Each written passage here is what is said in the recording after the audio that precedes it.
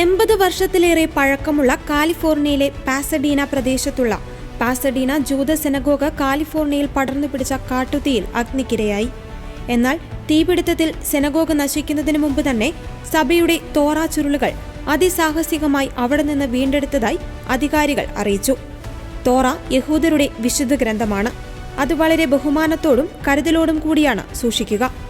കുറച്ച് മതിലുകളും ശൂന്യമായ സ്ഥലവുമൊഴികെ മറ്റൊന്നും അവശേഷിക്കുന്നില്ലെങ്കിലും വിശ്വാസത്തിന്റെയും കുടുംബജീവിതത്തിന്റെയും പ്രധാന നിമിഷങ്ങൾ ആഘോഷിച്ച പ്രാർത്ഥനാലയത്തിലേക്ക് നിരവധി ആളുകളാണ് അവസാനമായി ഒരു നോക്ക് കാണുവാനായി എത്തിച്ചേരുന്നതെന്ന് പാസഡീന ജൂത കേന്ദ്രത്തിന്റെ എക്സിക്യൂട്ടീവ് ഡയറക്ടർ മെലിസ ലെവി പറഞ്ഞു.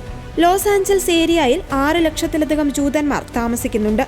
സിനഗോഗ് എത്രയും വേഗം പുനഃസ്ഥാപിക്കുവാനുള്ള നടപടിക്രമങ്ങൾ പുരോഗമിക്കുകയാണ്.